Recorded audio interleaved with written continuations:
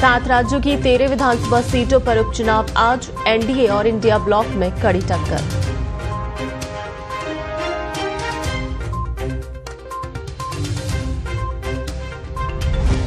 राजस्थान विधानसभा में आज पेश किया जाएगा पूर्ण बजट। वित्त मंत्री दिया कुमारी करेंगी राज्य का बजट पेश।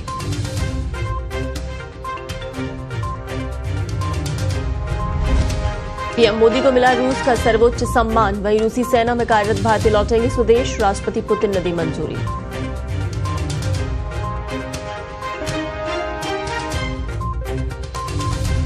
वर्ल्ड कप के बाद भारतीय टीम को मिला नया कोच। गौतम गंभीर बने नए हेड कोच। राहुल द्रविड़ की जगह ली।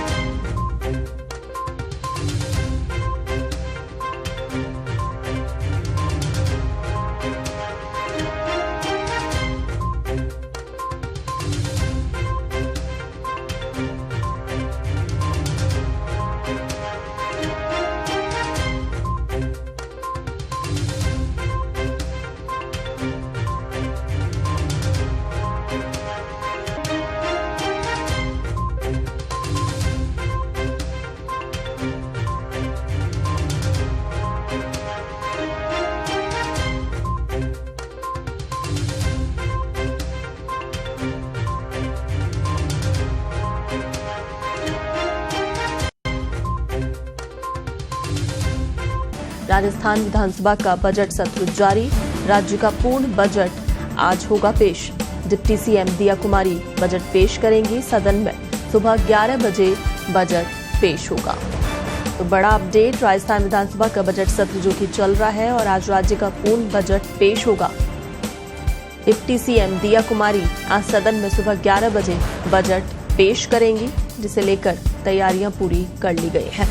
तो आज राजस्थान में भजनलाल सरकार अपना बजट पेश करेगी, जिसे लेकर वित्त मंत्री दिया कुमारी ने सभी तैयारियां पूरी कर ली हैं और सभी की नजरें इस बजट पर टिकी हुई हैं। बेसब्री से इंतजार है कि आखिर इस बजट से आज क्या कुछ निकलने वाला है। आम लोगों को भी काफी उम्मीदें हैं।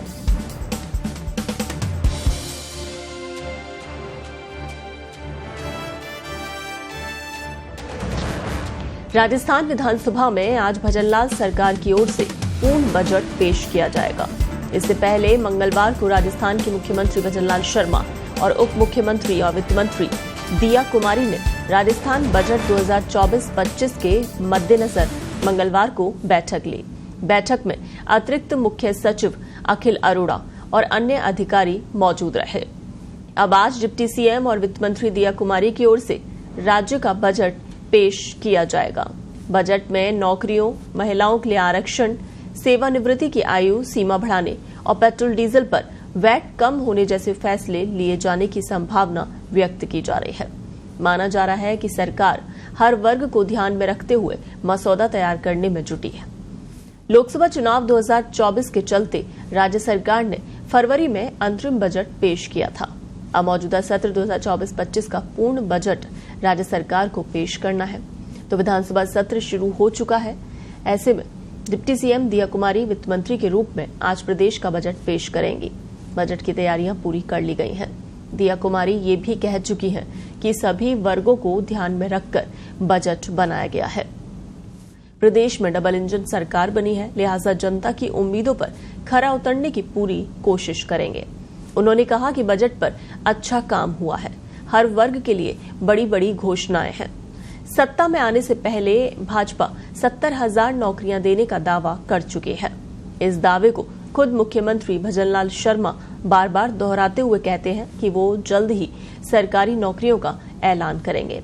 ऐसे में ये तय माना जा रहा है कि युवाओं के लिए सरकारी नौकरियों की बड़ी घोषणा होना तय है। पदों की संख्या 70,000 से ज्यादा होगी, क्योंकि आगामी विधानसभा उपचुनाव को देखते हुए सरकार उम्मीद से ज्यादा देने की कोशिश में है। हाल ही में मुख्यमंत्री भजनलाल शर्मा ने तृतीय श्रेणी शिक्षक भर्ती लेवल 1 में महिलाओं के लिए 50% आरक्षण का प्रावधान कर दिया। अब अन्य भर्तियों में भी महिलाओं का आरक्षण बढ़ाने की पूरी संभावना है। प्रदेश में भाजपा की सरकार बनते ही दिसंबर 2023 में राज्य में डीजल और पेट्रोल पर 2% वैट घटा दिया था। इससे पेट्रोल और डीजल की कीमतें 4 से 5 रुपए कम हो गई थी।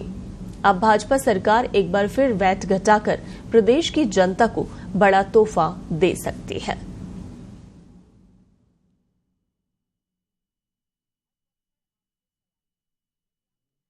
तो आपको बता दें कि आज के इस बजट से काफी उम्मीदें लगी हुई हैं लोगों की। कयास लगाए जा रहे हैं कि कई बड़ी सौगातें भजनलाल सरकार प्रदेश के लोगों को आज दे सकती है। सबसे बड़ी बात ये सामने आ रही है कि सरकारी नौकरी जिसका जिक्र मुख्यमंत्री हर बार करते हुए नजर आते हैं, क्योंकि जिस तरीके से वादा किया था भाजपा ने 70,000 सरकारी नौकरियों का, तो ऐसे में माना जा रहा है कि उन्हें लेकर बेरोजगार और युवाओं के लिए यहां पर सौगात दी जा सकती है। उसके अलावा पेट्रोल डीजल पर वैट कम करने की घोषणा भी कर सकती है। थर्ड ग्रेड सहित अन्य भर्तियों में महिला आरक्षण को बढ़ाया जा सकता है। मध्यम वर्ग के परिवारों को राहत देने के लिए सरकार की तरफ से कई बड़ी घोषणाएं भी की जा सकती हैं। तो आपको बता दें कि इसे लेकर उप मुख्यमंत्री दिया कुमारी, जिन्होंने कल भी बैठक की थी और पूरी तरीके से जो तैयारियां की गई हैं बजट को लेकर, वो खुद भी ये कह चुकी हैं कि हर वर्ग को ध्यान में रखते हुए ये बजट तैयार किया गया है। तो आज उप मुख्यमंत्री दिया कुमारी और वित्त मंत्री दिया कुमारी आज बजट पेश करेंगी प्रदेश का।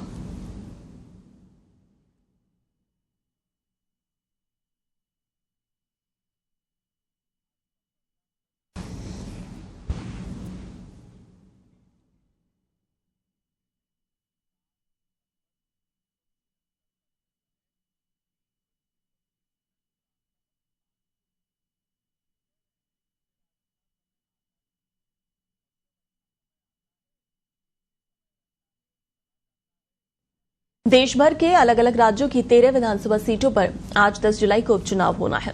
जिन सीटों पर उपचुनाव होने हैं उनमें से कुछ सीटें तो लोकसभा चुनाव के बाद खाली हुई हैं। दरअसल कई विधायकों ने संसदीय चुनाव में हिस्सा लेने के लिए विधायकी छोड़ी थी, लिहाजा वो विधानसभा सीटें खाली हो गए हैं। वहीं इधर कुछ विधायकों के निधन के बाद विधानसभा सीटें खाली हुई हैं, जिसके बाद नए विधायकों को चुनने के लिए उपचुनाव कराया जा रहा है। आज 10 जुलाई को बिहार की 1 सीट, मध्य प्रदेश की 1, उत्तराखंड की 2, पंजाब की 1, बंगाल की 4, तमिलनाडु की 1, हिमाचल की 3 सीटों पर मतदान होना है। इन सीटों पर उपचुनाव का नोटिफिकेशन 14 जून को जारी हुआ था। नामांकन की आखिरी तारीख 21 जून रही और स्क्रूटनी भी 24 जून को पूरी हो गई। नामांकन वापस लेने की आखिरी तारीख 26 जून तय की गई थी। इन सारी प्रक्रियाओं के बाद अब आज 10 जुलाई को वोटिंग होनी है, जिसके नतीजे 13 जुलाई को आएंगे। तो 17 राज्यों की ये 13 विधानसभा सीटें हैं जिन पर आज उपचुनाव होना है और माना जा रहा है एनडीए और इंडिया ब्लॉक में कड़ी टक्कर देखने को मिलेगी। कई सीटें ऐसी हैं जहां पर विधायकों के निधन के बाद वो सीटें खाली हुई हैं, तो उन पर उपचुनाव होना है। तो नोटिफिकेशन जारी किया गया था 17 जून को, उसके बाद आज 10 जुलाई को इन सीटों पर वोटिंग होनी है।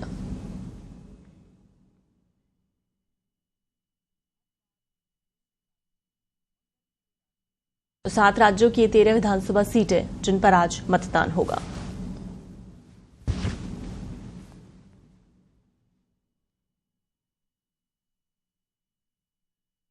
रूसी राष्ट्रपति व्लादिमीर पुतिन ने प्रधानमंत्री नरेंद्र मोदी को रूस के सर्वोच्च नागरिक सम्मान Order of Saint Andrew the Apostle से सम्मानित किया।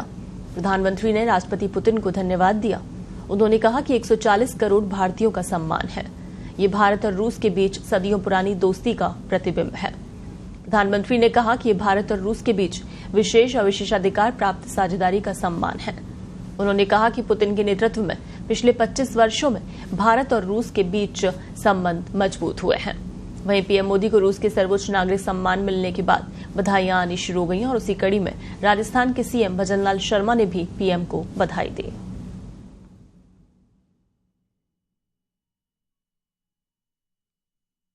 सबसे लोकप्रिय नेता भारत के यशस्वी प्रधानमंत्री श्री नरेंद्र मोदी जी को रूस के सर्वोच्च सम्मान Order of Saint Andrew the Apostle से सम्मानित किया जाना हम सभी देशवासियों के लिए गौरव का पल है। मोदी जी के नेतृत्व में आज हमारा देश हर क्षेत्र में नई ऊंचाइयां हासिल कर रहा है। उन्हें प्रदान किया गया ये सम्मान विश्व में नए भारत की बढ़ती हुई धाक का प्रतीक है। मोदी जी न सिर्फ भारत के सर्वाधिक लोकप्रिय नेता बल्कि अंतर्राष्ट्रीय पटल पर भी उनका योगदान अतुलनीय है।